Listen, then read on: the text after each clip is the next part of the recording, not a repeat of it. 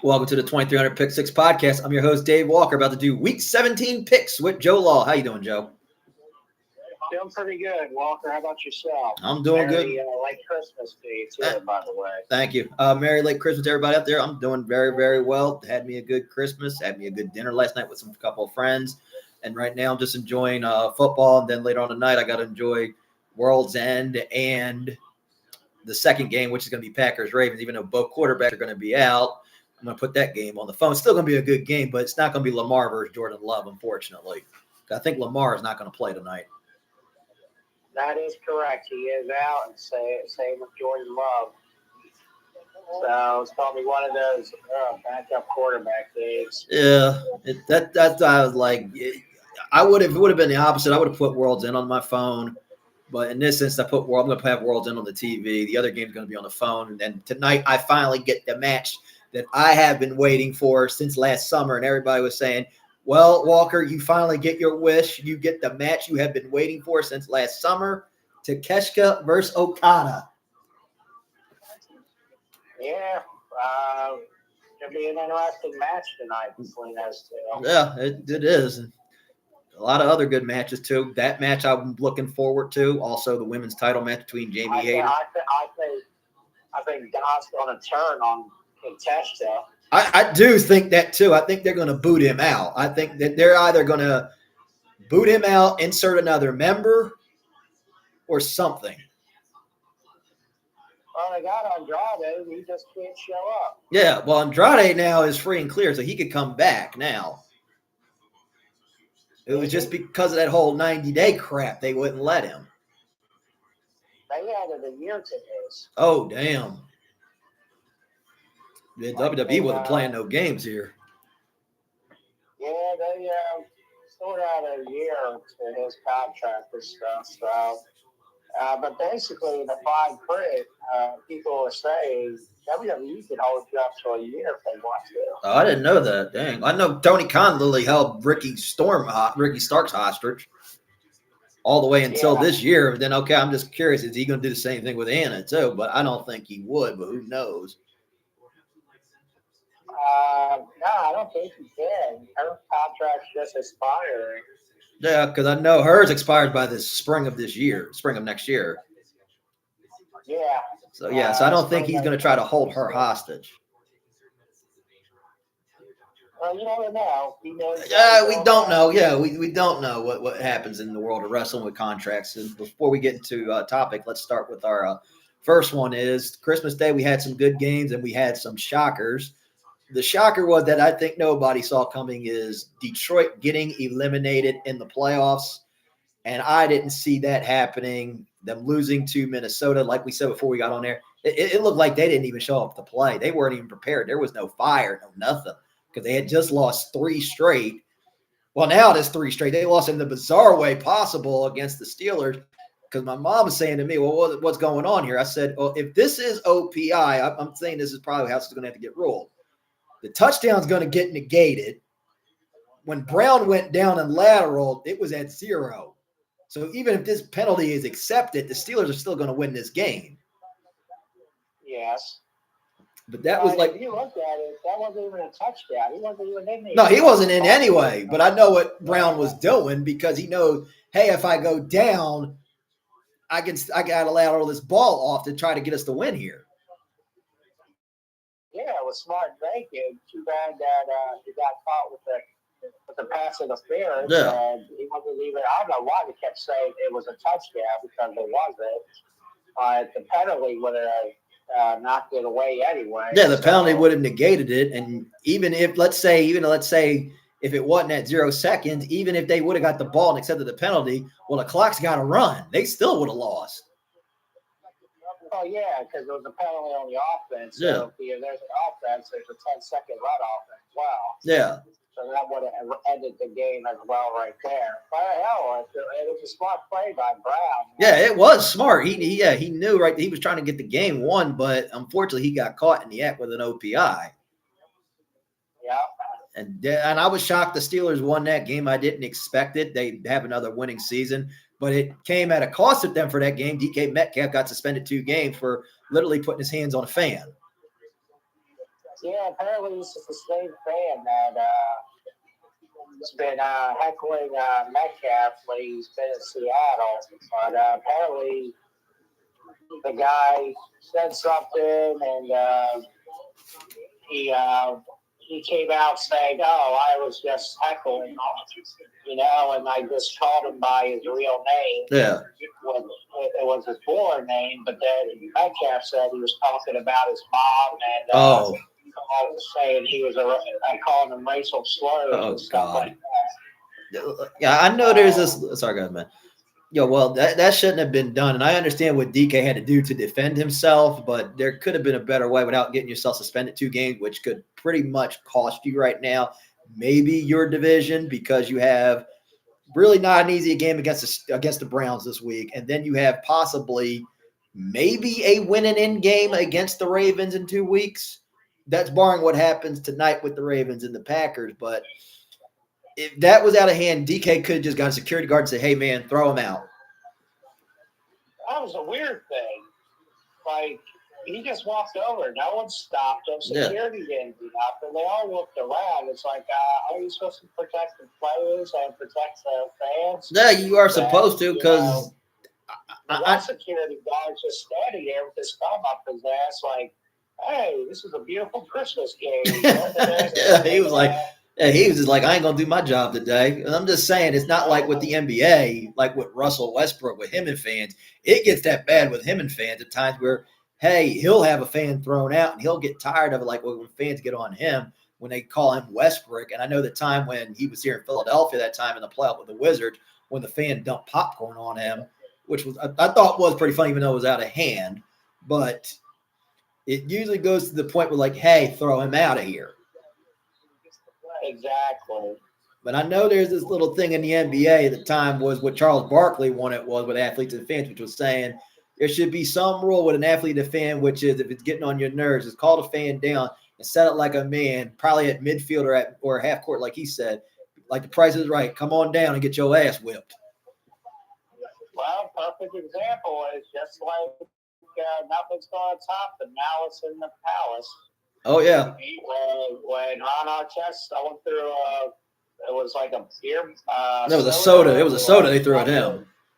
Yeah, threw it at him, and the entire Pacers team jumped into the fans, actual stands, and started fighting with the fans on there and stuff. And then fans were throwing chairs and throwing food and throwing drinks. And every time, if Jermaine O'Neal would go to the locker room, people would pour soda down, throw shit at him. Yeah. It was against Detroit. Yeah. It was against the Pistons. Yep. Trust me. I remember that very, very well, Malice in the Palace, because I was watching that game. I was living with my grandfather at the time. I told my grandfather, he don't watch basketball. I said, "Hey, you got to take a look at this." And he saw, and he was like, "My God, I thought I was watching a baseball brawl." If you have Netflix, they actually have the documentary on Netflix right now where you can actually watch it, and they talk to the players of it and get their perspective, because that's when the NBA started coming out with big fines and heavy suspensions. Like Ron Artest, I believe, got suspended for. He got suspended the whole season. Yeah, and Jermaine O'Neal got suspended for at least 75 games. Yeah. Or it was like 75. It was supposed to be 75, but then he got it reduced, I think, to like 25 or 30. He got it reduced. Exactly. Because I know, because there was like other suspensions, which was, I know Ben Wallace got hit hard too, because he wasn't the actually initiator, but he was the one that shoved Artest down. He even told him, "Hey, if Artest tries something with me one more time, I'm going to knock his ass out." Surely enough, he shoved his ass down. Because I remember the one thing Ron Artest said, "Hey, man, are we still going to be employees?" Like, what the fuck? And Jermaine O'Neal's like, "What the fuck? Are you crazy? I don't even know if we still going to have a job." Exactly. Yeah. He was a loose cannon. Oh, yeah. He was Dennis Rodman Jr. in a lot of ways. And then, usually don't see that with players fighting into the fan. I know fans sometimes go over the line Yeah. and stuff, and the players sometimes take it over, but they gotta watch what they're doing. And besides that, they with what was going on too was back in our day in hockey when well, not in our day, we weren't born yet, but back in the old days, Yeah. hockey players would actually go into the stands and fight the crowd because that's how hockey was back then, kind of the Broad Street Bullies era. Oh, yeah. I mean, there's been flyers that like Schultz and Holmgren have gone in the stands and handed up with some fans. And there's videos. You see the Boston Bruins like climbing over the dead glass to get at the stands at the Rangers game in New York when they were facing them. So, I mean, even though we don't see it as much, there is a lot of that black and white that happens a lot between the sport and fans getting involved. And, fans go overboard sometimes with what they say. They do say some harsh things about guys' family or say, I hope you die. No, because there are a lot of things that people get out of hand, all fans in general. But it used to be this role, and I know these are two different. Well, I think it used to be with sports in general, which is as a fan, if you happen to hop that guardrail like wrestling or whatever, you are fair game to an athlete. That athlete will decide to kick your ass. Yeah, I mean, I think they have every right to. If a fan from being an idiot and start their bullshit, then they have a right to protect them. Yeah, because that's the role what Charles Barkley wanted the time when we played against the Wizards in Game 2. He said, "I look, I'm not a Russell Westbrook fan when he was there, but his rule was he wanted which was have an athlete called out the fan who did it, challenge him down at half court, and get his ass kicked." But I know what they're trying to prevent is we don't need another mouse in the palace. Is what you're trying to prevent. Exactly. Well, there really hasn't been anything that's come close to that since that's happened. I mean, hockey. Look at hockey. The Foot Locker boys. They won't even let a fight break out. They'll just jump in there if they're starting to hug each other. Because it's not like how it used to be in the NHL, which is when somebody checked you, you ready to kick ass. That's how I used to be too when I used to play hockey in high school. Which was, hey, you checked me, and I felt like it was. I felt like you got a little too rough with me. Me and you are throwing down right now. Yeah, I mean, that's what fans like. They jump in, they're like, hey, these fans paid to see us break you guys up. Okay, you're not fighting. I mean, I know the fans paid over like $200 a ticket, but still, we're not going to allow this fighting. You guys can play patty cake and punch each other on the ass. No. We'll let that slide. We're not going to let violence. I mean, hockey was one of my favorite sports. Oh, yeah. I still like hockey. Yeah, same here. I still like hockey, too. But, the students have ruined the game.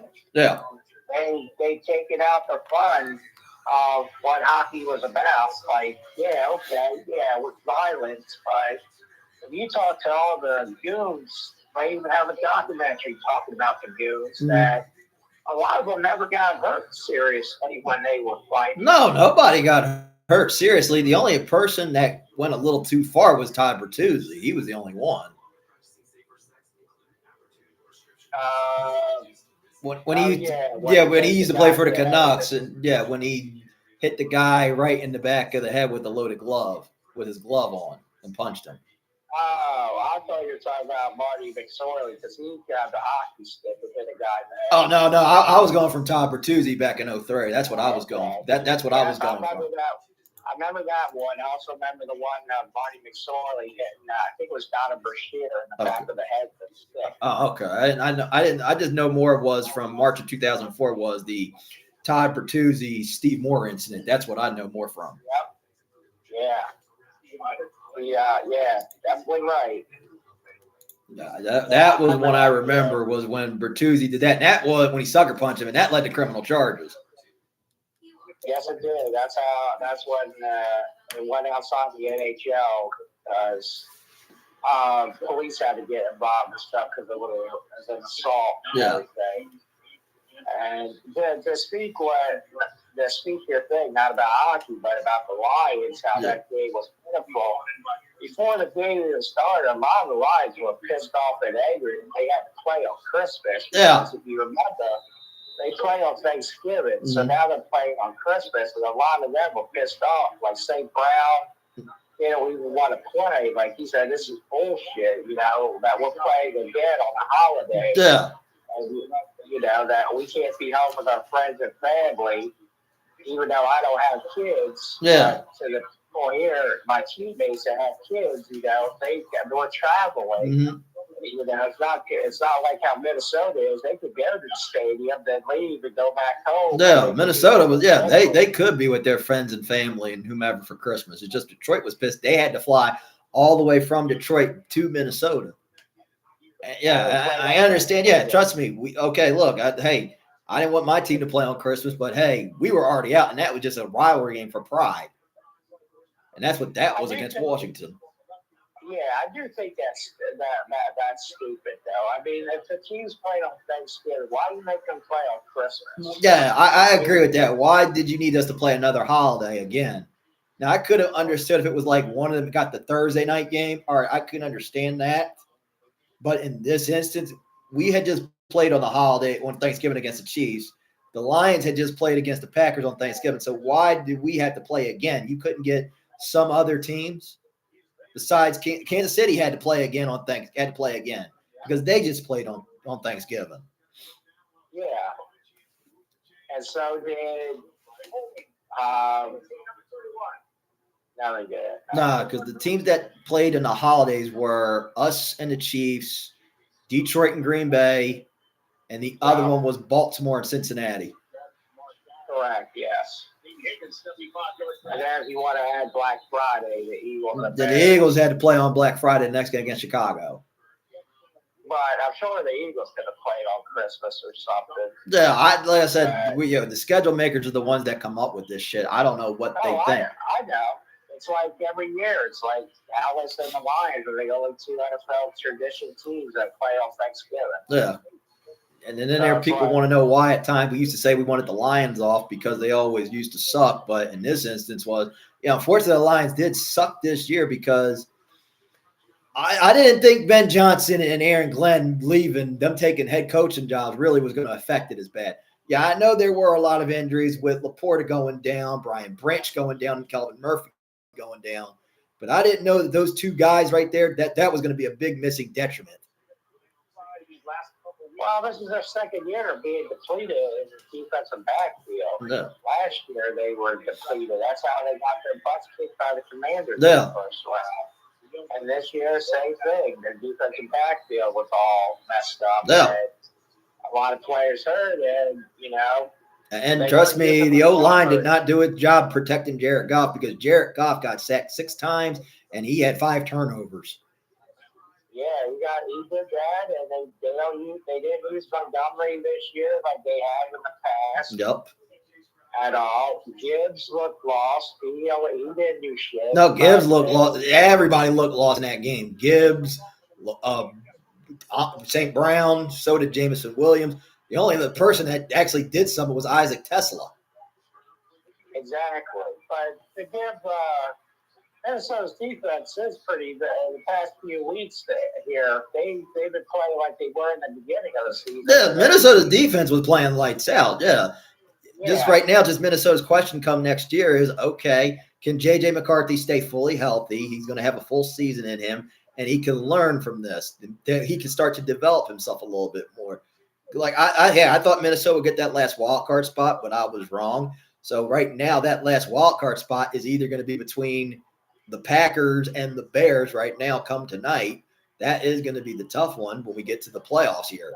But that North right now is if Chicago would have to think probably may have to win have to win out. And there is a pick. Stroud just threw. Damn it. And you just gave the Chargers life. Yeah.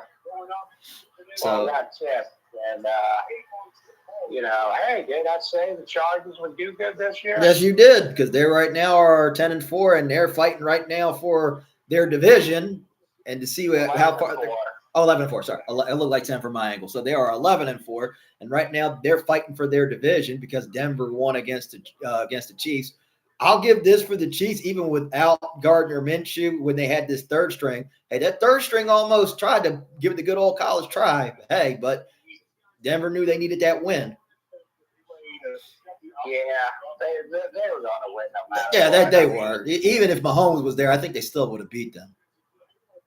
If Mahomes was there, they might have put up a better fight, but Kelsey's already got his foot out the door. He's retiring. Yeah, I was about to bring that question up. You just answered the question for me. Where do you think Travis Kelce's going to do with his future? Do you think he just hangs it up, probably goes with his brother to ESPN, or he just says, hey, you know what? I don't like how the way my season ended. Maybe I got one more run left in me. Nah, I think he's going to walk away. I think he's going to walk.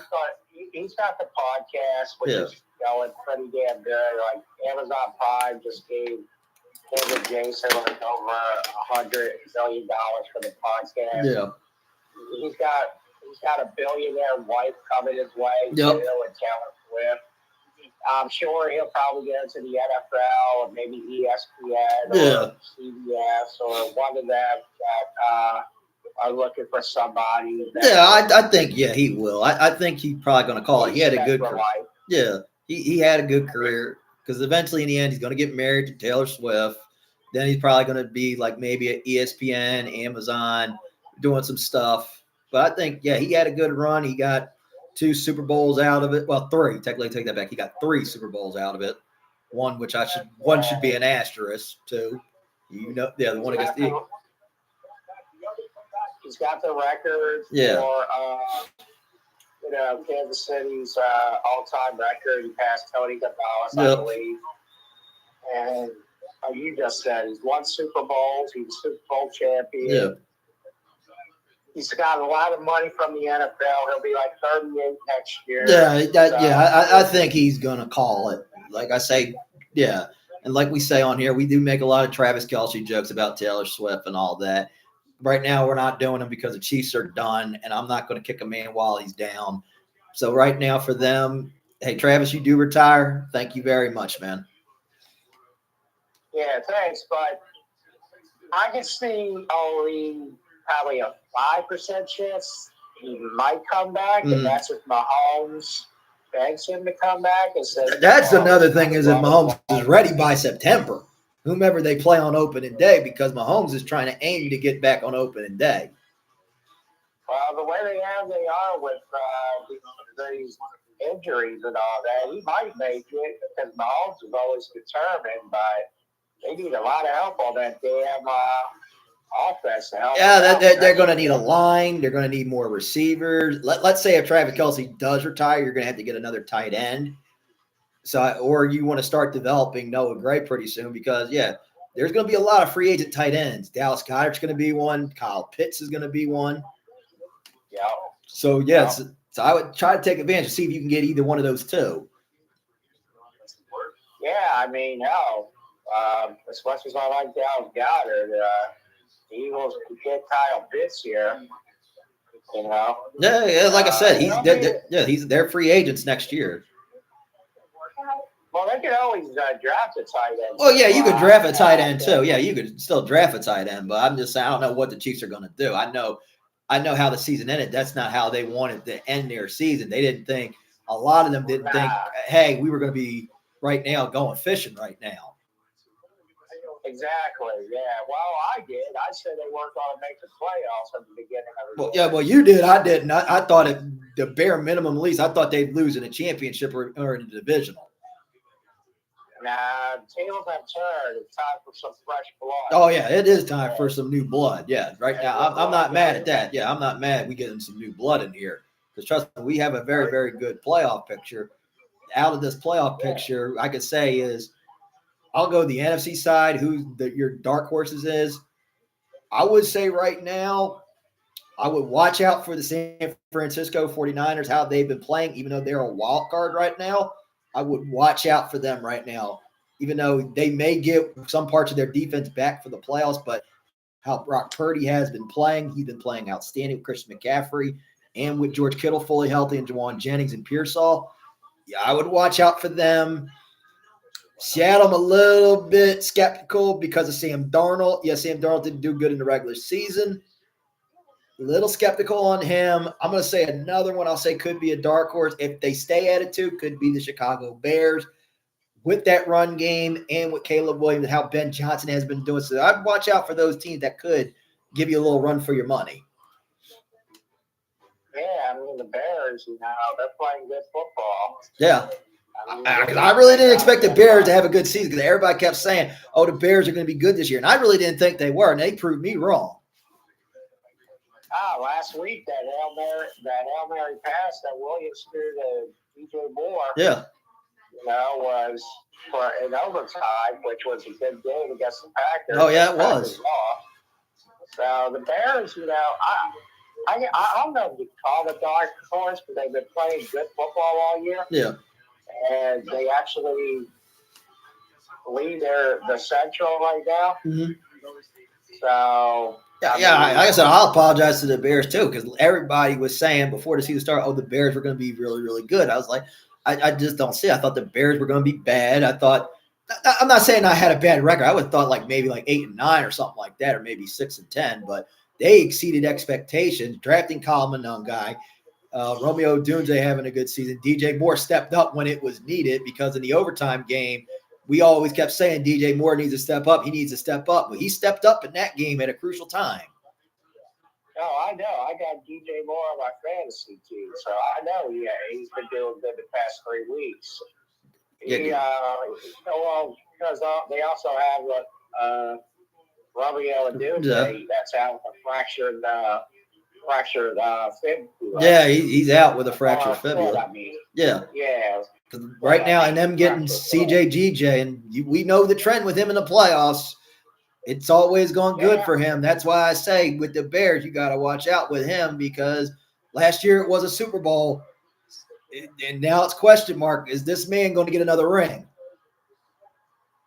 I don't know yet with Chicago yet because I don't know. Let's say if this is in fruition, because if the playoffs season ended, Chicago would get Green Bay. Y'all would get the 49ers, and then the number 4, either Carolina or Tampa, would get the Rams if this all stands. No, I heard that we would play the Rams in the first round. Oh, okay. So the Rams were. The Rams are 6. The Rams are 6. The Niners are 5. Okay, I thought it was the other way around. That's why I said, okay, let me check. Let me check that playoff picture. The playoff start today, it would go.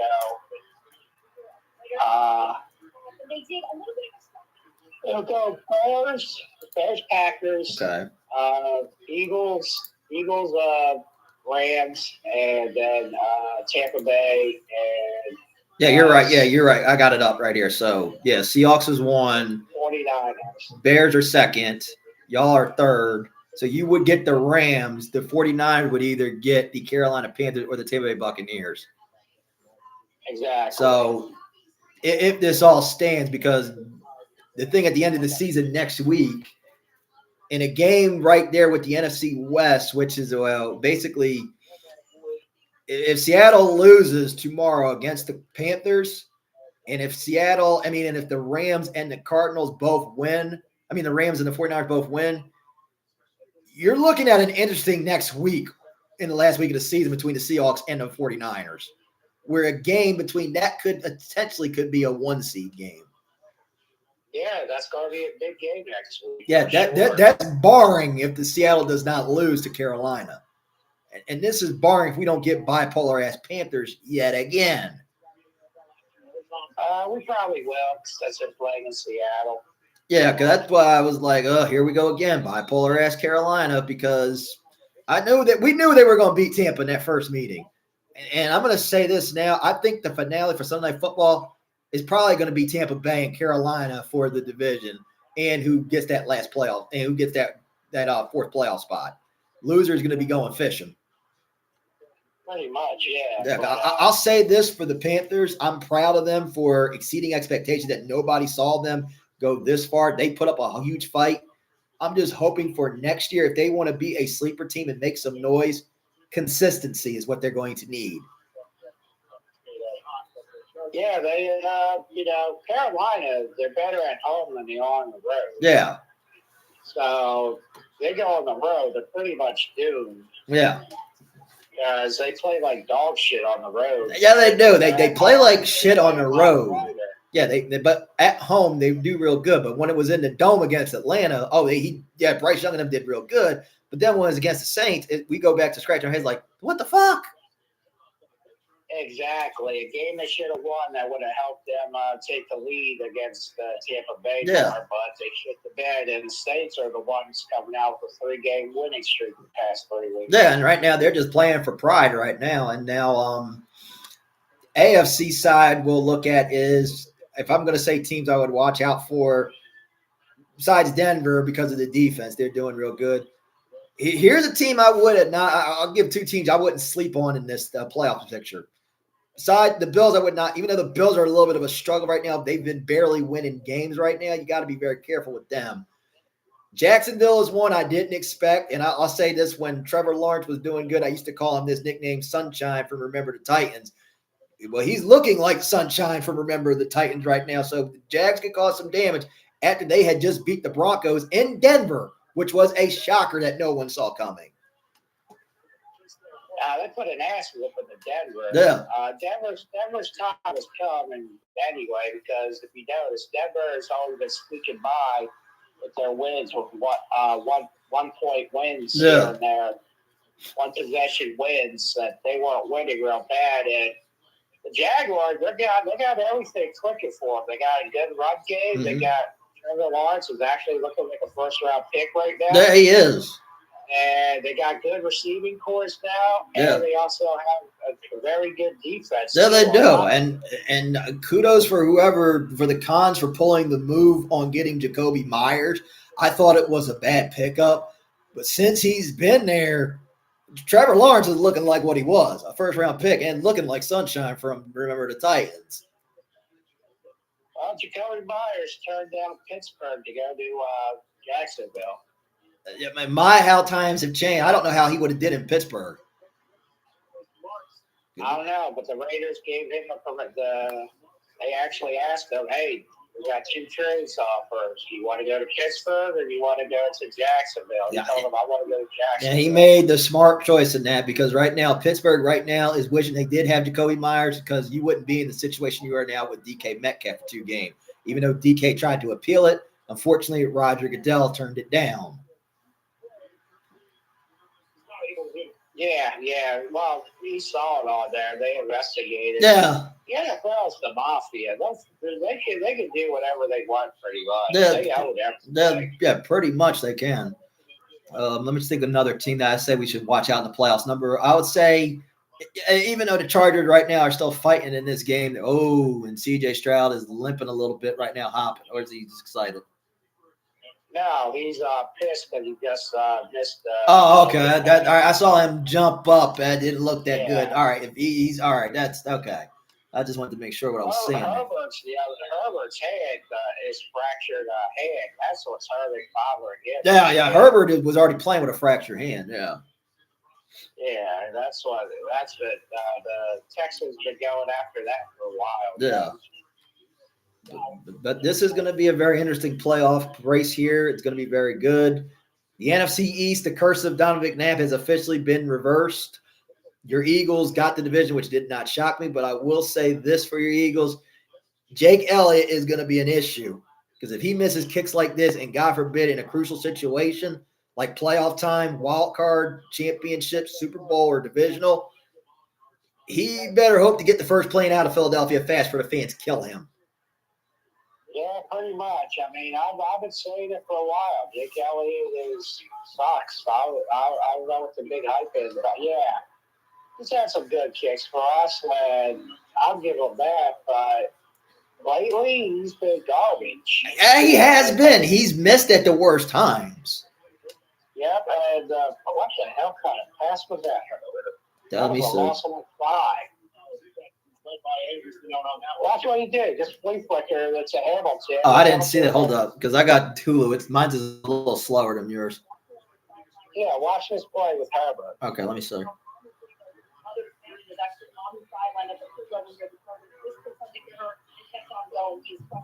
I'll fix it after this one. Make sure. All right, I see it now. What the fuck? See what I mean? So what the hell are you doing? Good Lord. Let me make sure. Yeah. Oh my God. I saw that right there. So next we're going to do is mine is which coaches will be fired coming 2 weeks on Black Monday in the infamous "You Got Fired" segment. Pete Carroll. Oh wait. Even though you couldn't hear it, I got the Vince McMahon audio for that. Yeah. Yes. So we'll start with our list of coaches from all the teams. We'll start with. I'll go by the record. So we'll do. All right. So let's start because I'm going to go by NFL record here. So from the whole league. So we'll start with the first one, which would be Sean Payton. I don't think Sean Payton's getting fired. I think he's going to be staying because nobody saw Denver possibly going to win their division and how they were doing. No, he's staying. He's staying. That'll be crazy to get rid of him. Yeah, I know that. Vrabel, he turned that Patriots team way around. I think he's going to be staying. Stay. Yeah, he's a Patriot. Yeah, he's not going to be going. No. I don't see him going. Seattle, their coach, I think what's his name? I got to figure out what Seattle's coach's name. Yeah, he's staying. Yeah, he's staying. They're not getting rid of him. No, because literally everybody thought Seattle was going to be bad. I didn't think Seattle was going to be bad. I know my friend Wolf said that they were going to literally be playing. Don't underestimate Mike McDonald. So don't underestimate them. They might be a little bit better, which they were. So, yeah, I don't see McDonald getting out of here. Let's see who else. McDermott from the Bills. Staying. You say staying? Okay, let's say, God forbid, this goes because there's no excuse this time. Patrick Mahomes is out. If they get eliminated again by whomever, do you think this will be the time of firing him? Yes, but they won't. Okay, so you're still saying no. I'm still going to say no on that too. I'm not going to hit the button for that one. And I do think they will get eliminated. Who? The Bills, they're not going to the Super Bowl. No, I don't see it either. But I just know is the excuses this time is you're not dealing with the Chiefs. But I know you can't say that because it was Mahomes. No, there's no excuses this time because Mahomes is out. Yeah. And this time you can't use that excuse as a cover. Yeah, no Mahomes, no Burrow, maybe no Lamar. Yeah, possibly no Lamar. Yeah, so that's why I said you cannot use that for that one. Ben Johnson is staying. How he did, he turned that Bears team around. Oh, yeah, definitely. Oh, yeah. I just want one word of advice from Mr. Ben Johnson. Don't rip your shirt off again like Hulk Hogan. I don't need to see that again. Right. Liam Cohen, his first year, I don't know where the Cons got this guy. They did a damn good job in finding this young guy. Who? For the Jacksonville Jaguars. Oh, he was Tampa Bay's offensive coordinator. Oh, okay. I didn't know that. Okay. I thought he was out of college. I thought he was out of college. Yeah, Liam Cohen. I thought he came out of college, but no. But he did a good. Tampa Bay. He was with Tampa Bay. Okay. Tampa Bay wanted him to come back. He said, "Yeah, I'm coming back." And he lied to Tampa Bay, went behind their backs, and had the job interview with the Jaguars. Got the Jaguars job, and then he told Tampa Bay, "I'm Jacksonville's new head coach. I'm not coming back." Okay, I didn't know. I thought he came out of college. That's why I didn't know he was the coordinator for the Bucs. Oh, what a pass by Herbert! Let me see. Like I said, mine's is like way behind. I'm at a minute 38. Let me fix mine. Give me a sec. Because I got it on Hulu. Yeah, because I got mine on Hulu.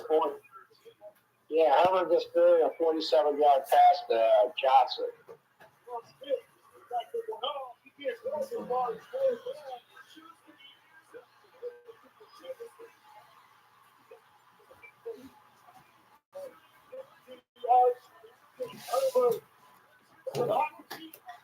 Yeah, I just saw that was a good pass by Herbert. Yeah, yours is farther than mine. That's why. Yeah, well. Yeah, sometimes with my Hulu it can go a little behind. That's why I wanted to make sure. But no, the yours is farther. Yours is the correct one. Okay. Let's see who else we Where got. are you at? I'm at 106. I'm at about, like I said, mine's slow here, so I am about 116. All right, I won't tell you what happened next time. Okay. And Herbert just got intercepted. Yeah. After all that, too. Even though I did pick the Texans, he had a good drive going. And he got picked by Al-Shahir. Damn. I picked the Chargers. I picked Texans because of the defense, man. How that defense has been playing, that defense has been playing lights out. And I would say even if Houston does get in, I watch out for them with that defense. Well, I picked the Chargers because their defense is pretty good too. Mm-hmm. And if you look at it, the Chargers got the better offense. Yeah, Chargers do have the better offense. I'm not denying that part. Yeah. And they're playing in LA. Yeah. So I figured they would put up a better fight than what they're putting. I mean, they're still in it. Yeah, they're still in it. The game's not over. It's 14-3 right now. This is like because it's almost being reminiscent of the wild card right now. The only difference is Herbert hasn't thrown 5 picks yet. No, that one. I don't think that was Herbert's fault. I mean, he could have caught that right in his hand. Yeah, Gadsden had that one. He just let it go. That was not Herbert's fault. No, that was not his fault. That was a good catch by Azir. Yeah. This year. Okay. Yeah. Next coach is. Coaches, The next one we got is Jim Harbaugh. Staying. Yeah. I think both Harbaugh brothers are going to stay. I think John might be retiring. Well, wait till I get to the Ravens one. But I think, Jim is going to stay with the Chargers, regardless of the outcome. I would be shocked if the Chargers get one and done again. That's when it's going to come to the decision. Is Herbert the answer? Yeah, Herbert's good. They need the offensive line. This one is because their O-line has been decimated this year because Rashawn Slater was out and Joe Alt was out. Yeah, and Beckham hasn't done anything for them this year. No. They're like on their third and fourth depth chart guys across their offensive line. Yeah. They're just filling it up with Band-Aids. Basically, they're just Band-Aiding it. Okay. They knew that they signed from Buffalo. He's playing left tackle for the first time since 2022. Because they're so depleted. Goodbye, Mark. Oh, here we got a good run here. Yeah, Marks. That boy by Woody Marks. I took him for the under on 64 yards. I think he's going to beat that. Got a lot of time there, so let's see who else we got for a coach. McVay, I think, is going to be more of a retire. I don't think McVay is ever going to get fired. I think McVay is more likely just going to retire. Pretty much. Because McVay is a damn good coach. The man's having a good year. Literally, we all thought Matthew Stafford was going to be done. I thought that too, but Stafford was having an MVP season. Yeah, he is going to bounce back, even though he had that one loss against the Seahawks on Thursday night. But he should bounce back this Sunday against the Cards. That's why a lot of people stayed away from him in fantasy. Yeah. Because they said he had a back issue. Yeah, that's what we all thought. He had a back issue. Yeah, it was just a scare. There's no back issue. Yeah, I think he just fooled us all. That bad for that commercial sleepers he's doing with his wife really helped him out. Yeah. Well, they play Atlanta. Take that back. They play Atlanta on Monday night. Sorry about that, folks. They play Atlanta Monday night. Next coach we got is and when you say with McVay, yeah, I see that could happen with Harbaugh, John Harbaugh, that retire. He would retire or walk away once to start somewhere fresh. That's the only way I can see. That's what I think. The same thing with both of the Harbaugh brothers. Yeah, same even with Tomlin too. He's more of a retire too. If Tomlin decides, hey, I'm tired, I don't have any more I can give. Exactly. Let's see. Kyle Shanahan. stay. Yeah, I see him staying because the Niners did turn it around. I really thought San Francisco was going to suck this year. Yeah, but a lot of us did with all the injuries they have, and they just keep winning. Yeah, Mac Jones held down the fort. They did a lot. So, and right now they're looking at possibly either second or third, maybe even first, pending tomorrow with Seattle and Carolina. Maybe. All right, your Eagles, Sirianni. Staying. Okay. Yeah, I can see him staying regardless of the outcome in the playoffs. Because I don't think it's to the point where fans are asking for his head. I know fans have their problem with right now. Fans want to get Jake Elliott's head. He keep missing kicks. That's more of their problem right now. Oh, it's intercepted. The only way I can say this, if Sirianni, he will stay, but if he fights for Kevin Patullo, if Howie Roseman and Jeffrey Lurie said, look, we gave you your shot. Our offense sucked last year. Yeah. We were ranked in the bottom part of the offense. We can't be having this. No. We're looking to bring in someone new. And he says, no, I'm sticking by my guy. If he goes, I go. And then that's the way I can see Sirianni leaving. Okay. He sticks with Patullo. If he sticks with, I got you. Yeah, I was just saying. Look, I know he ain't because right now how he's done everything well. But if it's a Patullo thing, yeah, I could see that happen to him walk. LaFleur, I think, is more of a retiree because LaFleur, since being with the Packers, they've always been in the playoffs with him. Nah, they would let him go eventually. Okay, I can see it eventually down the road, but I know right now they're dealing with a lot of injuries with Micah Parsons going down, and then right now you don't know if you're going to have Jordan Love ready for the playoffs, which they should be in the playoffs.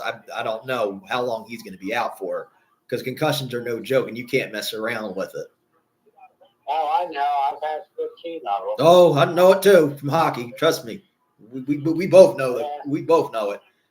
We said Tomlin would be more of a retire, so he's not getting fired, even with that contract. No, he's not getting fired. Dave Canales of the Carolina Panthers, I don't think so. How he turned his team around, yes, they are 8-7. They're not in the playoffs just yet, but he got this team fighting. But I will say for next year for Carolina, in or not, they could be a sleeper team next year if they just get consistency.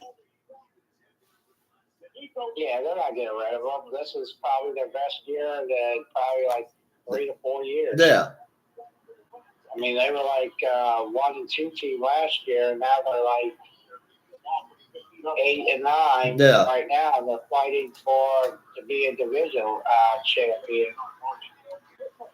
And Herbert went down on the flag. Yeah, because right now, yeah, I didn't expect them to go this far to be better than they expected. But hey, they get in the playoffs, one and done, or make it to a divisional. If next year if they could find consistency, then I could say next year they could do good. Shane Steichen, I said last year, was going to be on a hot seat. But this year, I don't think he deserves to be fired because Daniel Jones getting injured is not his fault. And Phillip Rivers did try his best to try to help them win games.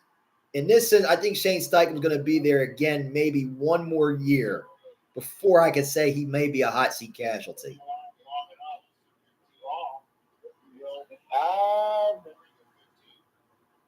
I want to say no, but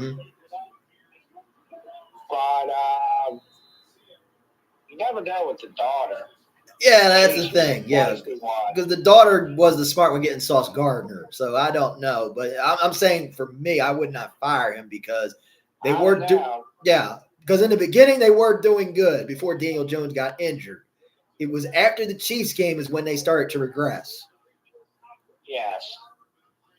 Well, their defense ain't that good, and fumble. Yeah, you got Sauce Gardner. Yeah, fumble when he recovered. Yeah, I saw. Yeah. You have Sauce Gardner. He gave up 2 first-round picks for him, and he already got injured his first game play, and he's been out. Yeah.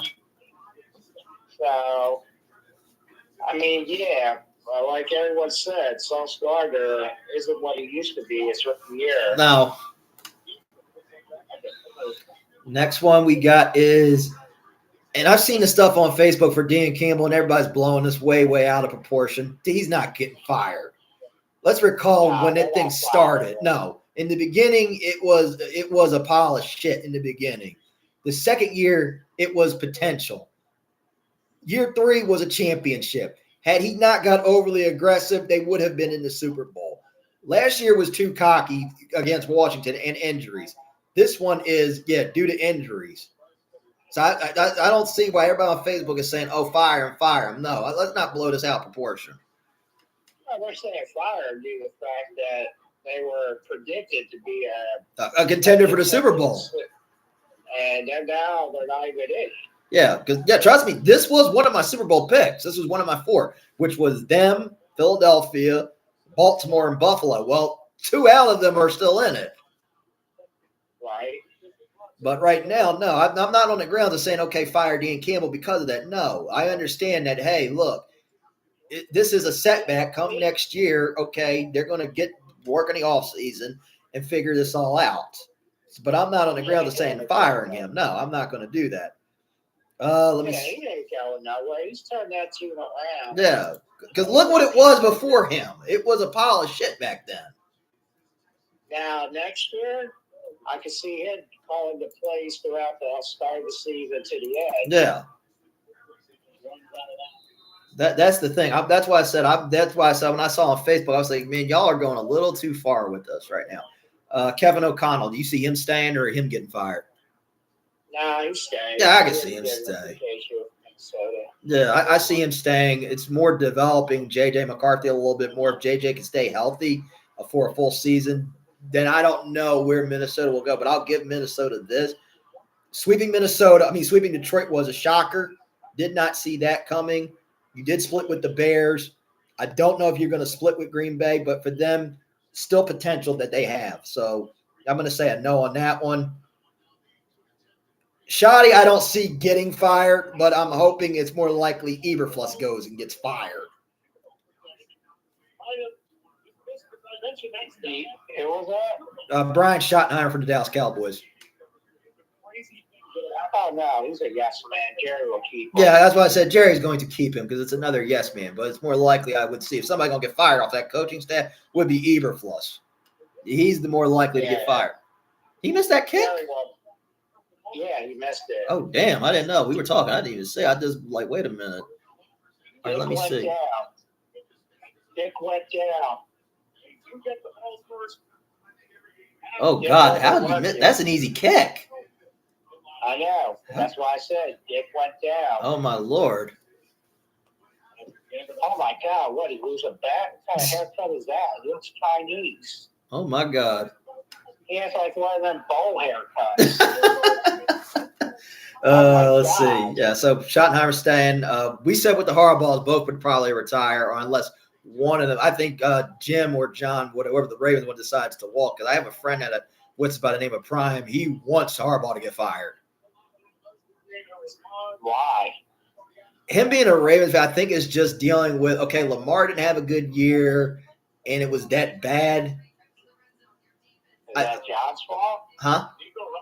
Harbaugh's I don't think fault? that's Harbaugh's fault. No, but let's recall Lamar was already struggling from the get-go, even before the injury. Yeah, Lamar is decreased big time this year. Yeah, he went downhill a little bit. Yeah, so I'll give a bad decision was starting Cooper Rush, whoever decided that idea. Man, Cooper Rush should not be in the NFL. No, he doesn't. And I've stated to people, the only reason that Cooper Rush was good was because of the defense of the Cowboys. That was the only reason that was covering it.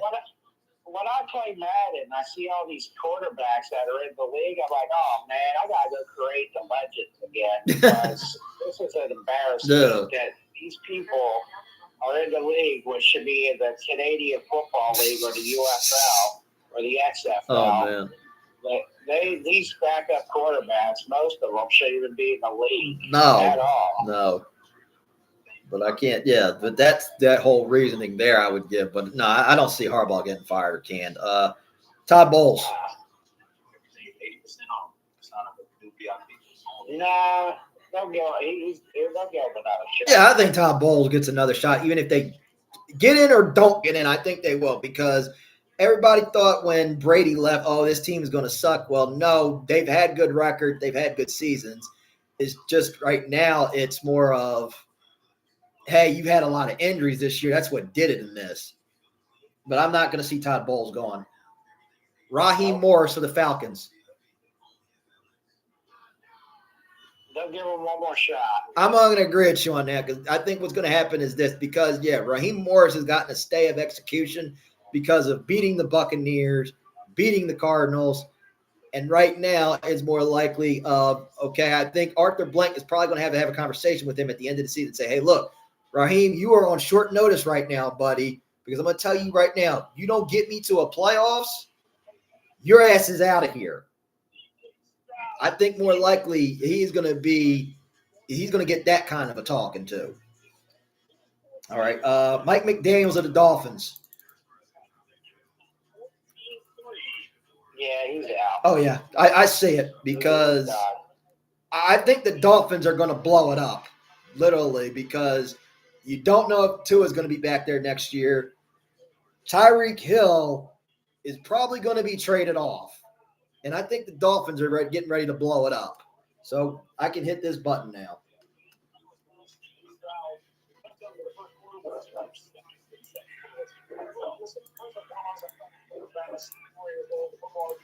Okay, next one is. Oh, back to the Dolphins. Tyreek Hill, free agent. Yeah, he is a free agent. Yeah, that's why I said I don't think Tyreek Hill is going to be back there next year. I think they'll try to move Tua if they can some way, somehow, release him. I think they are going to get rid of him because if you're going to Clem Ewers already, and that's why I said they're blowing this up. I think they're done with Tua. Maybe they'll pull what the Colts did, and they'll call Dan Marino back and bring it because I'm sure a 50% Dan Marino is better than 100% Tua. Yeah, Dan Marino is a lot better than Tua. Unfortunately, Dan Marino didn't get a ring, but he did make the playoff. What I like about Marino is you don't fuck with him. He'll get in your face and say, "Why didn't you catch that ball?" Yeah, you don't want to mess with no. You want this ball? You want this ball again? You better fucking catch it, or I'm not throwing it to you no more. Yeah. He gets in your face. He gives it to you if you fuck up. Yeah. Not like these other guys, like, "Oh, we'll get him next time, there, Bob." No. That's so Dan Marino would not fuck around. No, he wouldn't. Let's see. I don't think he is because this was not Andy Reid's fault, and it was just a setback. I see Andy staying. Yes and no. Okay, explain the no part. He has nothing to prove. I mean, he's won Super Bowls. Yeah. He's been in the league for a long time. Maybe his wife wants him to stop doing. I mean, I don't think Andy Reid wants to do a whole rebuild again. No. Kansas City. No. I mean, he has nothing to prove, like I said, so he could probably retire and he would get an analysis job or of some sort. Yeah, I could see that. That's why I said Andy Moore is more of a retire casualty. They could move him from the coaching and make him a GM. Yeah, because I could see that happening. I could see him getting moved to that part, like in the upper management portion. But no, I don't see Andy getting gone. Let me see. The Bengals coach. Oh, and yeah. Well, except for his players hating him. So you see, Zach Taylor. Yeah, I can see them not firing him. You see him getting fired? Yeah, I actually do see it. I could see it. Do you say this year or next year? Next year. You say next year? All right. So I'm not going to say this year he gets fired. I would say next year because even though Joe Burrow got injured, but you can't use that excuse so much. There's so much that excuse has been.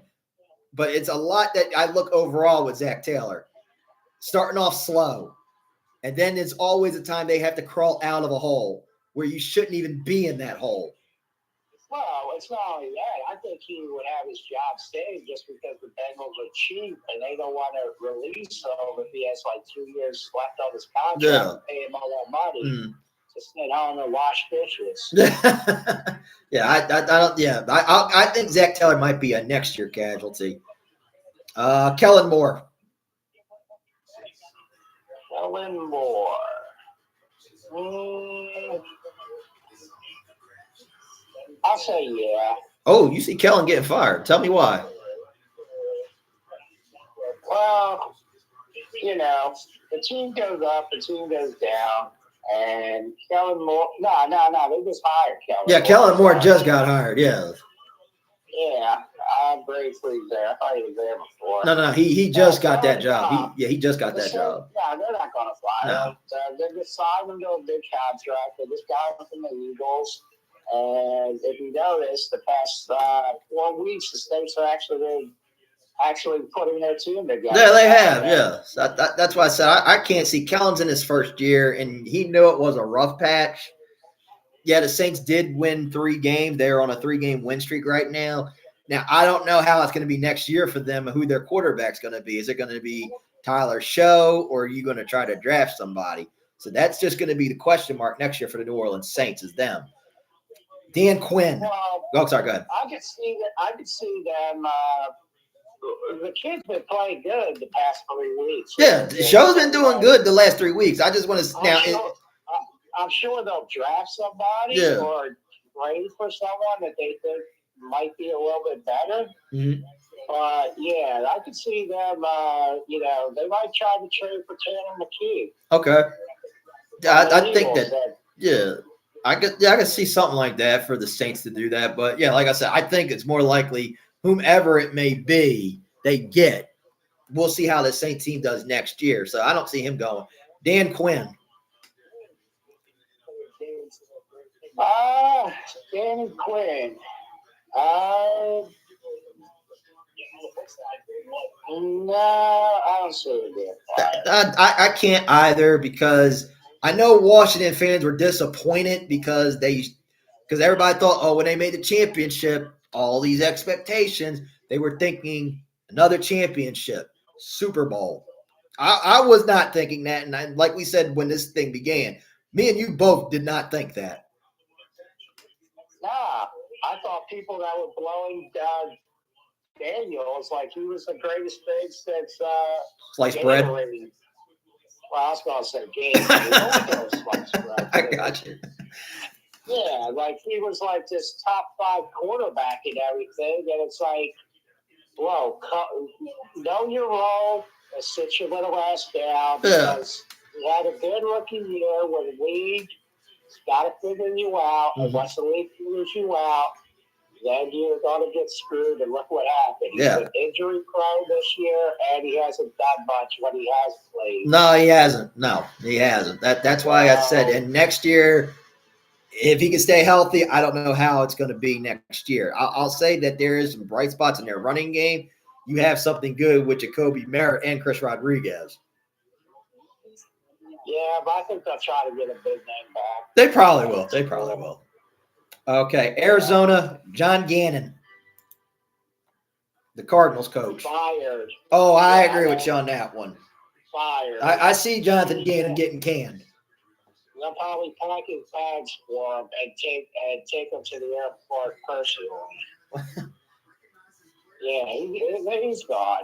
I mean, he hasn't done much in Arizona. Arizona really is the laughable cheat of that whole division. Yeah, Jonathan Gannon, I said last year was going to be on a hot seat, and I think the Cardinals might be getting blown up too because he might be gone. I don't know if Kyler Murray is going to be back next year. We were talking about that through the podcast past week. Yeah. But, yes, he's gone. They're going to trade him. Yeah. Try to get something back for him. Probably a high draft pick to try to get his replacement of some sort, or try to trade with another team to get a quarterback off somebody. Mm-hmm. But yeah, they're going to blow him off. I think they're going to try to get a better running back. I think James Conner they'll probably release too as well. Because of that injury is pretty bad. Yeah. I see Gannon gone. I said last year he was a casualty, and I think this time I think they're going to be he's going to be getting fired come Black Monday in 2 weeks. Yeah, he'll get fired. I think they found a new quarterback in Brissett, though. Okay, yeah, Brissett had a good season, and I'm not hating on that. Yeah, it's just he knew how to use Marvin Harrison Jr. the right way, even though he did go to McBride a lot. Yeah, he went to McBride, he went to Michael Wilson. Wilson just came out of left field. I mean, yeah, people heard him, but he hasn't had the year like he has this year. No, he hasn't. Yeah, no, he's not. Year. No. He's looking like he's a true number one, number two receiver right there. Yeah. And Marvin Harrison can start doing that too and live up to his dad's his namesake, yeah, live up to his, yeah. And actually has a quarterback that throws him the damn ball. Yeah. Unlike Murray. Okay. Next one we have is Kevin Stefanski from the Browns. I'm going to say gone. You're going to say gone? Yeah. They gave this guy so many chances, and he hasn't done nothing with Cleveland. They keep losing every year. They're a joke of a team. They never do anything. And the only thing that people talk about is Myles Garrett. That's about it, yeah.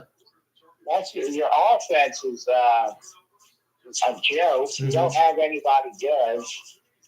And, you have no quarterback. You're still building a quarterback like 37 years later. Yeah, they still haven't found one. It's like, how many number one picks you have in the top 3 spots and still can't find a quarterback? Yeah. It's pretty trash. Yeah, I'm going to actually agree with you on that. I see him getting fired too because since he's been there, it's been a losing season year after year after year. And the only thing that is good on Cleveland is Myles Garrett. Now, I don't know who they get next year. They're going to have to find someone that's going to adapt to Shedeur, to his play style, because I think next year Shedeur Sanders is going to be the full-time starter. So we're going to have to see how he does in a full season. Because I did make a lot of – oh, Lord. There'd be nepotism right there. They get his father. Yeah, because Dion would be able to coach his boy and tell him, hey, look, didn't I tell you to do this play? Because every time when they kept going to Dion in the stands, he's like, I told that boy not to do that. Now I told him to run. Now he got sacked. Yeah, they'll get Dion and they'll get his other brother in Tampa Bay. So we're saying a firing here. Yeah. Yeah, because it's going on like what 4 years with Stefanski. Yeah, it's been that long. It's been that long. In 4 years, I think we've got a total of what 12 wins, if that. Yeah, 11? I think so. Yeah. That's pretty sad. Yes. Just like my damn pets. Oh, well, look like the button got disabled. All right, I'll have to do my impression of it. You're fired. I didn't know the button got disabled. That's all right. I can re-record it later. Gotcha. I can get it back. It's just a sound bite. I can get it back. I didn't know. I thought it all of a sudden just got disabled. Let's see who else we got. Aaron Glenn of the Jets. No, I think they'll just stick with Glenn for one more year, give him a shot. Okay. Yeah, I can see Aaron Glenn staying. Yeah, he's going to stay. Next one, well, I wouldn't say the next three are going to be – well, this one right here, because the Titans already fired their coach. They have an interim coach, so I wouldn't say he's getting fired. I think it's Mike McCoy, basically. Yeah, they'll get fired. They'll fire him. So they're going to fire? Okay, yeah, I think they're going to look for someone else too, because the candidates they're looking at is Matt Nagy and Jeff Hafley. So I'll do this one. You're fired.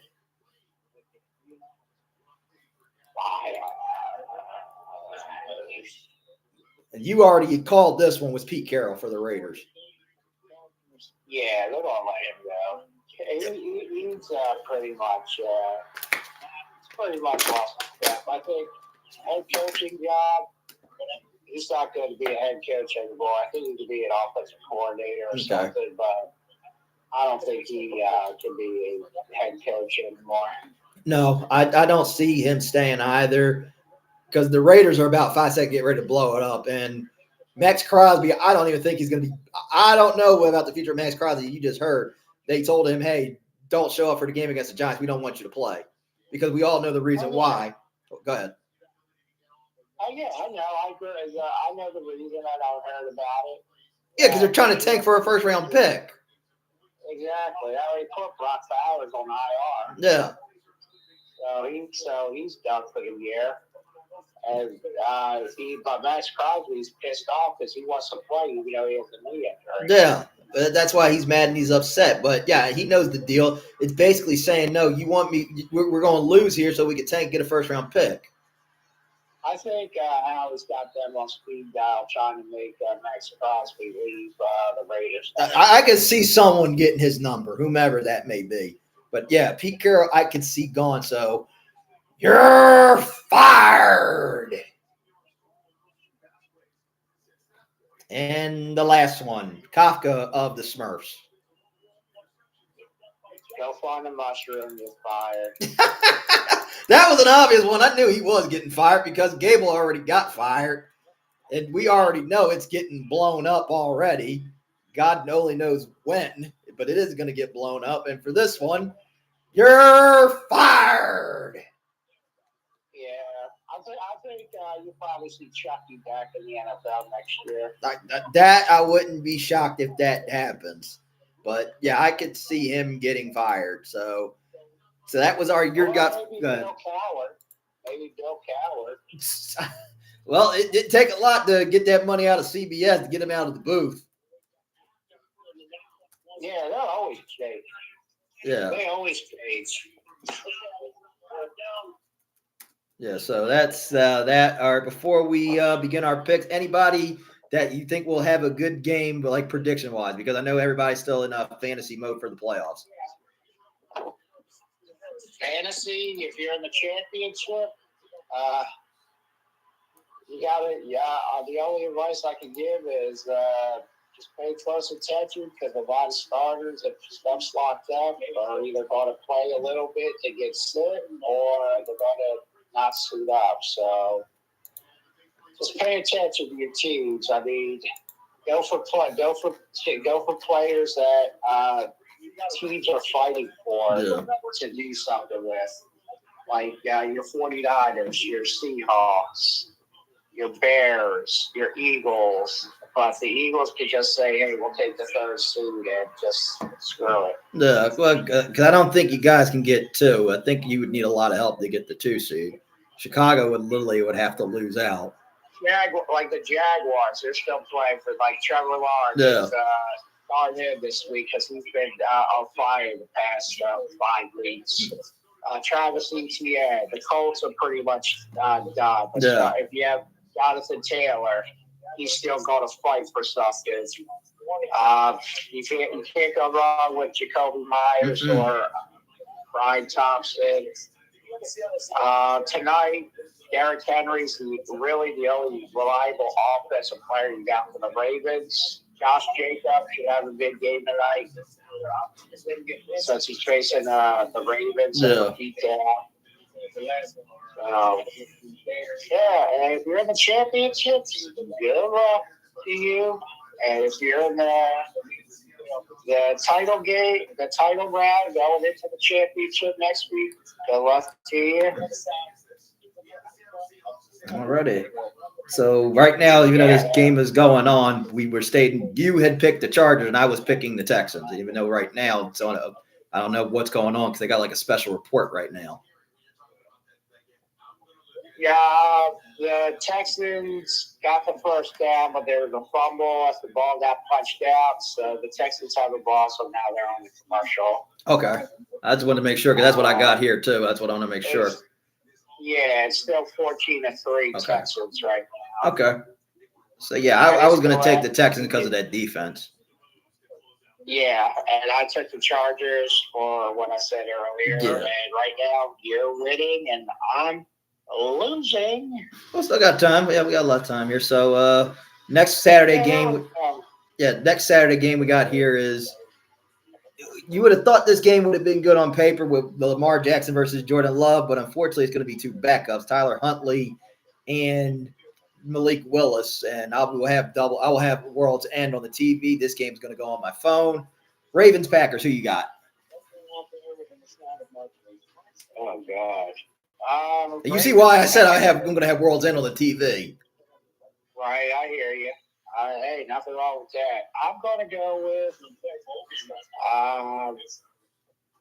don't be too rights. I'm going to go with the Packers at home. I think Josh Jacobs, we're going to rely on Josh Jacobs for, and the Ravens really don't have an offense besides Derrick Henry. And Zay Flowers is only up and down. He has been going up and down. Yeah, I mean, he's done good the past 3 weeks, but they really haven't done much. No. Because, Huntley, he just goes out there and runs around like he's at a park. No, that's all he does, and I don't know what's going on with him. So I'm gonna take I'm gonna take the Packers because it's more likely going to be a Josh Jacobs game here because I don't think Malik Willis is going to do that much, and this game is not really going to be all that good. I hope to God this don't be a Milwaukee Brewers and an Orioles game tonight. 3-2, bottom of the ninth. Yes. So I'm going to take the Packers. The Packers is 2.5 favorites. You taking those points? Yeah, I'm taking the points with the Packers. Okay. Yeah, I'll take them too. Over or under 38 points? Going under. I am too, because I really don't think this is going to be that good of a game today, and Herbert just got suplexed. Yeah, that's the second time sacked. Okay. Next one we got is on this drive. This is the second time sacked. So he got sacked second down and third down. Damn. Yeah, I'm just seeing the second down sack right there, the one where he just got suplexed. Next one we got is this one's going to be a very good game at 1 o'clock. Seahawks Panthers. I don't think it's going to be a good game. I think the Seahawks are going to dominate the Panthers with their defense, and since they're playing in Seattle. Actually, this game's in Carolina. Really? Yeah.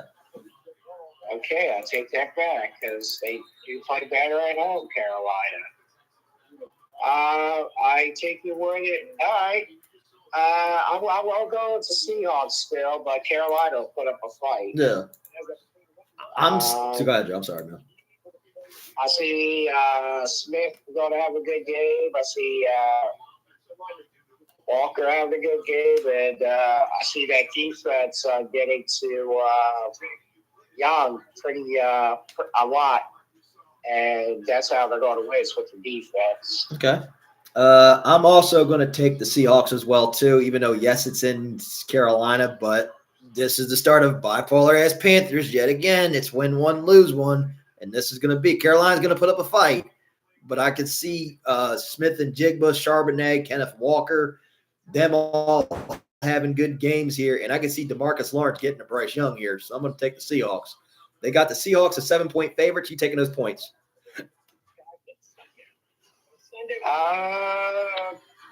Yeah, I'll take the points. Okay. I'll take the Seahawks with the 7 as well, too. Over or under 42? I want to say over. Yeah, I'm going to take an over in that as well, too. Next we got is the Jags and the Colts.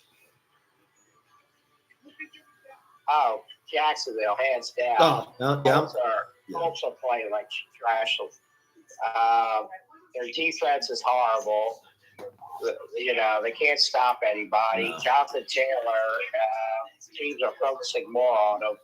And the Jaguars are kicking ass right now in every aspect of what we talked about earlier in the podcast. Right now in all three cylinders.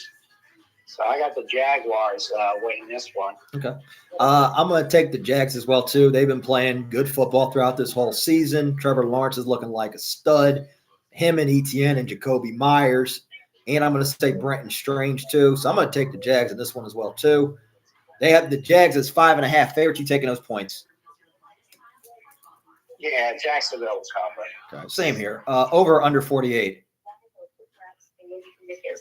I want to say over 48. Before I go to the next, I'm going to go off topic for AEW. The card bounty is still in effect on Mercedes Moné, but even though that is that tag match, no belt, she would lose. If Harley pins Mercedes Moné, there will be a card and a $50 Starbucks gift card. Willow pins her, it's $25 in a Starbucks, $25 in a card. Wait, what? Huh? No, I'm saying because I still have my card bounty on Mercedes Moné, even though she lost the belt. I now owe 3 cards to people. One is to Chris, the other is to Red Velvet, and the other is to Alex Wenza. But because she's in a tag title match tonight with Athena against the Babes of Wrath, whoever pins Mercedes, that's either Harley or Willow. If it's Harley, I'm giving her a $50 Starbucks gift card and a card. If it's Willow, it's $25 and a Starbucks gift card and a card. But if Athena gets pinned, I'm not doing it. Oh, well, they're winning anyway tonight. Yeah, I know that. I'm just saying if Mercedes gets pinned again, I'm going to be at 4 cards. Oh, yeah. I was just saying that Mercedes and Athena are winning the title. Oh, you think they're winning the belts. Oh, okay. I got you. Oh, I know they are. Okay. All right. Next one we got is Steelers-Browns. Who you got? Steelers, Browns. Give me Pittsburgh. Gonna take Pittsburgh? Yeah, they're fighting to win the division. Okay. They're not going to have DK Metcalf. Oh, man. I don't know. Where are they playing at? Cleveland or Pittsburgh? Cleveland. You know what? Give me Cleveland with the upset. Okay.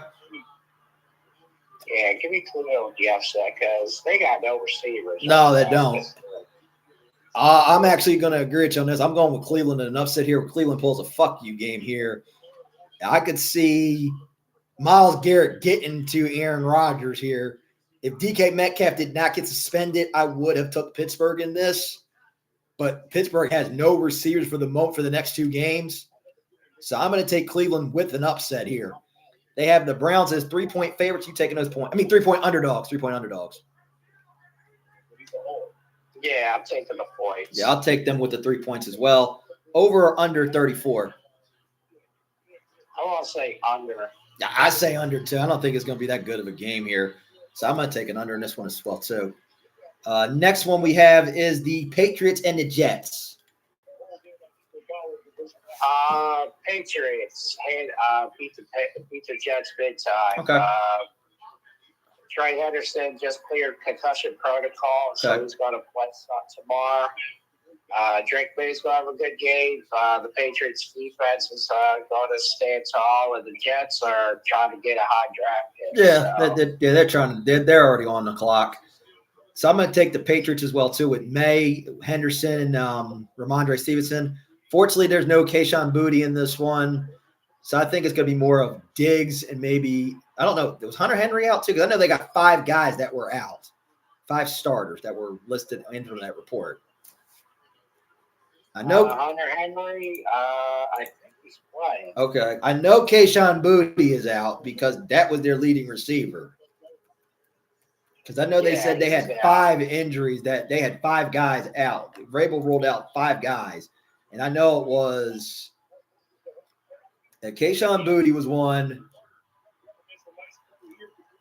I'm trying to think who else it was because I don't know who it was, but I'm trying to find it. Okay, here it was. All right, here we go. Mac Hollins was on injured reserve, so he was out. Charles Woods was questionable. Trayvon Henderson cleared concussion protocol, so he's playing. Jarrett Wilson's out, the guard. Chris Tonga, the defensive tackle, is out. Robert Spillane is out, and Milton Williams was out. So they lost those. Yeah, so it was Kayshon Boutte, Harold Landry, Milton Williams, Robert Spillane, and Chris Tonga and Jarrett Wilson. So I'm still going to take the Patriots with this one. Regardless of those injuries, they still get the job done and get the win. Now, they have the Patriots as 13.5 favorites. You taking those points?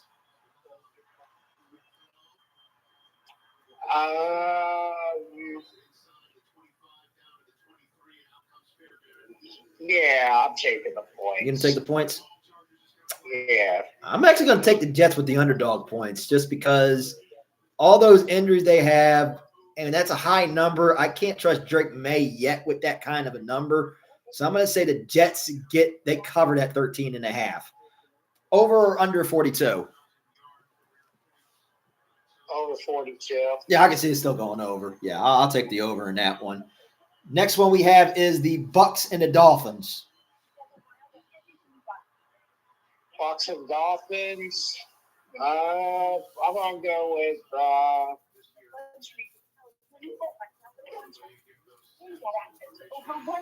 where they played at? Tampa Bay or Miami? Miami. Playing in Miami. I'll take the Bucks here. Okay. They're fighting for something right now. Yeah, pretty much right now they're fighting for the division because if they lose this game to the Dolphins and then Carolina happens to pull an upset off, then we ain't gonna be worrying about a winning in situation. Exactly. So you're taking the Buccaneers. Yeah, I'm taking Tampa Bay. Yeah, I'm taking Tampa too because they need this win. This is where Baker has a good game. Rashid Wright and Bucky Irvin got to get on pace. Same with Mike Evans and Emeka.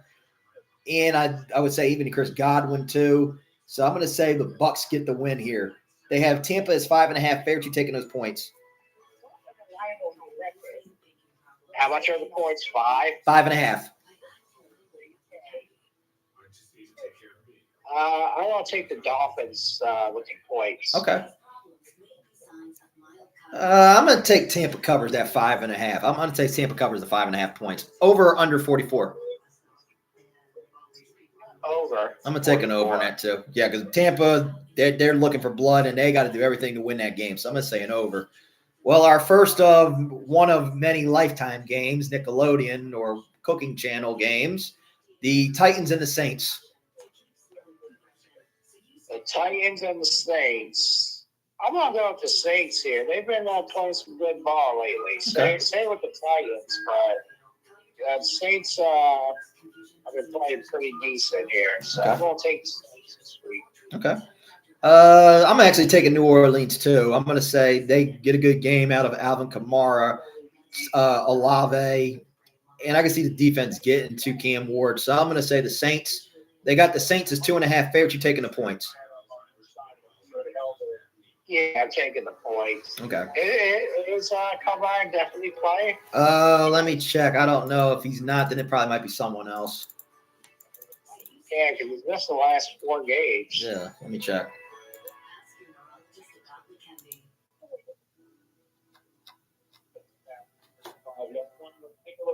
No, he is not playing, so he's still out. Yeah, so it's going to be someone else.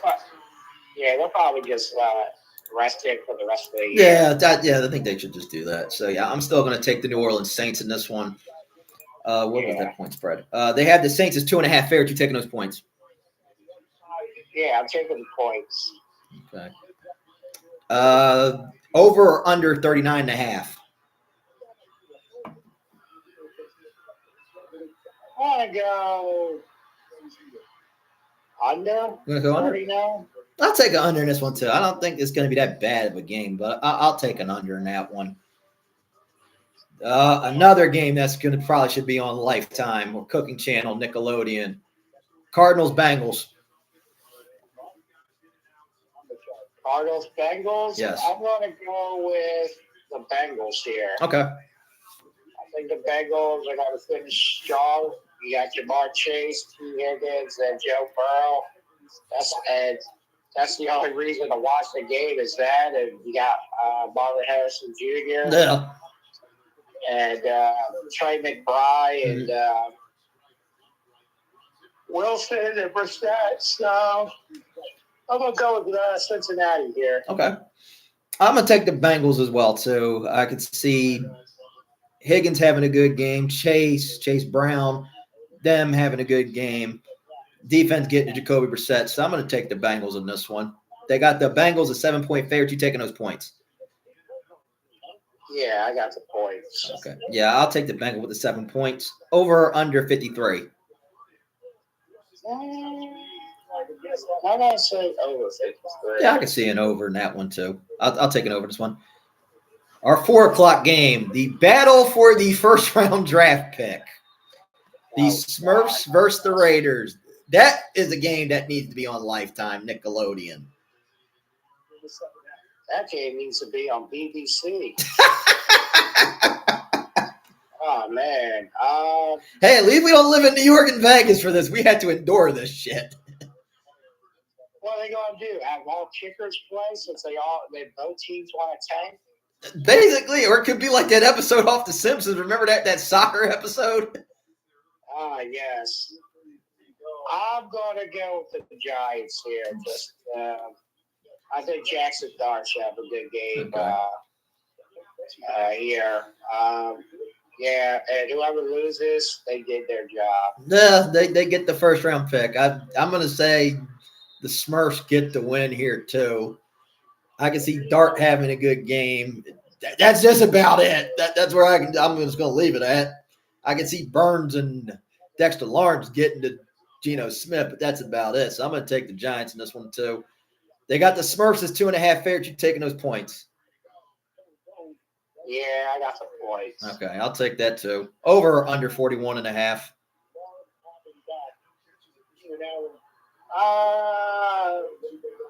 I'll say over. You're going to say over? I'm going under because I think this is going to be so bad. This is going to be bad, but both defense sucks. Both kickers can score like 50 points each. I'll take that back. I am going to go over. No, actually, I'm going to take that back. I'll go over. Yeah, I'll take an over in this one. Now we go to some good football, finally. Eagles-Bills. Eagles-Bills. I'm going to take the Eagles here. Okay. I think the Eagles want to make a statement. They want to be the top team like Buffalo in their own house. The Bills ain't as strong as they used to. Oh, my God, he's sacked again. I didn't see that. I just saw an incompletion, but thank you for telling me he got sacked yet again. Yeah, I should have taken Houston. I took Houston because of that defense. That was why. Just the Houston defense is just playing good. That's why. Yeah. Nothing against the Chargers. I know the Chargers had a good victory against the Cowboys, but I just know Houston was just hungrier. Ever since when they beat Jacksonville that time, they just been lights out. They just been hungry. Yeah, they've been on a 6-game win streak since they beat Jacksonville. Well, I thought the Chargers would want to play good too. They're at home. Yeah, I would have thought the Chargers would try to make it close because they're trying to get to the. What happened? To get picked? No, Justin Herbert was plus 1 for 15 yards. He took a hit and kept going. Oh, like a big hit. That's the best running backs, Justin Herbert. Yeah, Herbert can run. Yeah, Herbert's got good legs. He can run. That's not the issue. You said you're taking the Eagles. Of course. Yeah, I'm going to take Buffalo because this game's in Buffalo. Had this game been in Philly, I would have took the Eagles in this one. But I'm going to say the Bills get the win here with Josh Allen using his legs. Yeah, I see the run Herbert did. Still going. Yeah. He got a good run there. So I'll say Josh gets it with Cook, Shakir, Kincaid, and I can see the defense getting to Jalen here. So I'm going to take the Bills here. Since you are taking Philadelphia, they have your Eagles as 1.5 underdogs. I'll take the points. Okay. I'm going to take the Bills with the 1.5 points. Over or under 44? I'm going to say under. You're going to say under? Yeah. I'm going to take an over because both of these two can put up points. And I know right now, I know Philadelphia, unfortunately, not going to get it too, but Philadelphia can play like, hey, let's make a statement here and let's get playoff ready these next 2 games. What'd you say?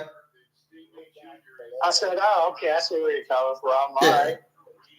That's how I'm looking at it as. Let that Philadelphia, even though, they may be they're probably going to be staying at a 3, but they can get themselves playoff ready to take on, hey, let's make a statement here, beating the Bills. And then after that, we got to deal with the Commanders. Let's make a statement there so we can get playoff ready either against the Rams. Well, they beat the Bills. So we'll probably have our backups in that can still beat the Commanders. Well, yeah, trust me. I mean, anybody can be Commander with the backups. Yeah, like I said, that last game is not going to matter if y'all take a loss. What's it going to do? You can't. Not much. Yeah, you can't get moved down to 4. We know that. Exactly. Yeah, so you know you're not going to 4. We either stay at 3, or if the Bears lose the next 2 and we win, we can have a chance to move up to the second. Yeah, and then you would get the Packers again. Exactly. Yep. So that's not actually a bad way of thinking. Our Sunday night game, which is going to be good, the Bears and the 49ers. There's the 49ers and San Fran. Mm-hmm. I'm going to go with Chicago here. Ooh, okay. Yeah, I got the Bears. They're going to have a nice big run game with Swift and Mongalege. Manungai. Yeah, Mongalege. Yeah, Mr. Mums. There you go. Yeah, he's going to do good. He's going to kick ass. They're going to kick ass with the run game, and TJ Moore should have a big game too again this week. And same with Williams, Christian McCaffrey. Nice catch. I didn't see that yet. You'll see it in about 30 seconds. Okay. But yeah, I got the Bears making a statement here against the Niners. Okay. I got the 49ers getting the win here. This is going to be more likely the Bears get humbled here.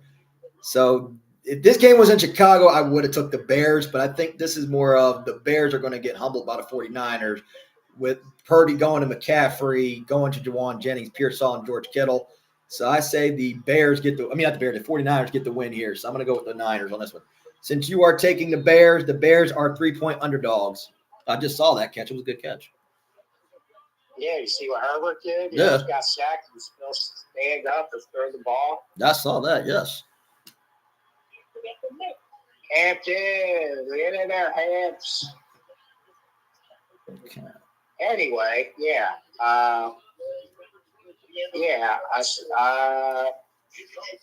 What's the total? What's the point spread on that? That is 3 points. The Bears are 3-point underdogs. Yeah, I'm taking the points. Okay. I'll take the Niners with the 3 to cover. Over or under 52? I'm going to say over 52. Yeah, I'm going to take over in this one because both of these quarterbacks can put up points. This should be a really good game between these two, so I'll take an over in that one. Next we have is the Rams and the Falcons on Monday Night Football, the finale of Monday Night Football. Rams. Oh, yeah. I'm taking the Rams, too. The Rams bounced back from that loss to Seattle with Corum and Kyron Williams, Puka Nacua and Devontae, if he is playing, and Colby Parkinson. And I can see Jarrett Verse getting to Kirk Cousins. So I'm going to take the Rams. They have the Rams as 8-point favorites. You taking those points? Yeah, Rams will cover. Okay. Over under 50.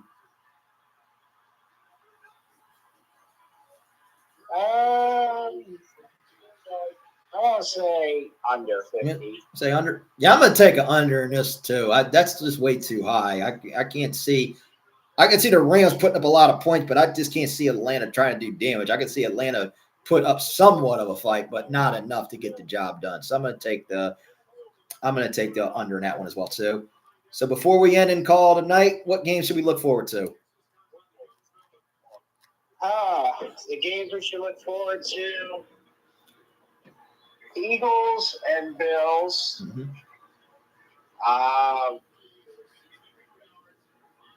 The game we're watching now, Texans Oh, and yeah. Chargers. Yeah, because right now it's 17-10. Correct. That's a good game going on right now. The Seahawks Panthers game, I guess, will be interesting to watch. Yeah. Panthers need that win to see what happens, what they do. Yeah. Jacksonville, Indianapolis. See if Indianapolis could still stay alive. The Jaguars have their best record. Stay away from the Giants and the Vegas game. Oh yeah. If anybody decides to bet on that game, 1-800-GAMBLER. Yeah, if you bet on that game, UFC. The 2-13 bowl. There we go, baby. 2-13 each. And whoever loses gets Dicker the Kicker's haircut. The whole team's got to go bowl heads. Haircut. Oh my Lord. Yeah, that's the punishment. Oh my God. Yeah, doesn't look like there's too many games. Yeah, it's really not that much, and that's why I really didn't decide. Because usually I said when the Cowboys usually play not on a Sunday, I would go to the casino. But in this, I really don't feel like it. I was like, yeah. That's why I said the only Bears thing. and Niners the other game. Yeah, that's what I said when I looked at the slate of these games. I was like, I really don't feel like going to a casino this Sunday. I'll just stay in. Just right now, just the 4 o'clock game. The other 4 o'clock game sucks. The only one that's good is the Eagles game, and then that's Sunday Night Football. I was like, eh. So yeah, they got the Bears. I think the Bears-Niners game got flexed. That's why it's Sunday night. I can understand that. Yeah, that being a good game, that's not an issue. Yeah, the games I'm looking forward to watch is the one we're watching right now is getting very good because it's getting down to the wire right now. Seahawks, Panthers. 2 interesting storylines in this is if Seattle happens to win and win out, they would get the first round bye the first time since LOB. That would be a shocker there. I'll say Jags and the Colts is, can Jacksonville keep this momentum going? And can the Colts try to find some way to keep their playoff hopes alive, which I don't think they will. So that's going to be a good one. Then after that is Eagles-Bills, which at the beginning of the season when I saw the schedule, I would have thought this would have been a Super Bowl preview between these two. What, this game here? No, I'm talking about the Eagles and the Bills. Like when the schedule came out, I thought that was going to be a preview of the Super Bowl. Well, when the schedule came out, a lot of people had top teams up top, and a lot of those top teams are not even making the playoffs. No, they're not. No, they haven't. Yeah, but that's still going to be a good game. And then the Sunday night game between the Bears and the 49ers is going to be a good game. So those are the games I'm looking forward to. So before I end and call it a night and bid adieu, it's just been enough time for talk. It's time for kickoff. I'm Dave Walker with Joe Law, and we'll see you on the field. Good night, everybody. Good day, good sports. All righty. I'll talk to you tomorrow, Joe. All right, have a good one, man. You too. Enjoy the show. I will. All right. Bye.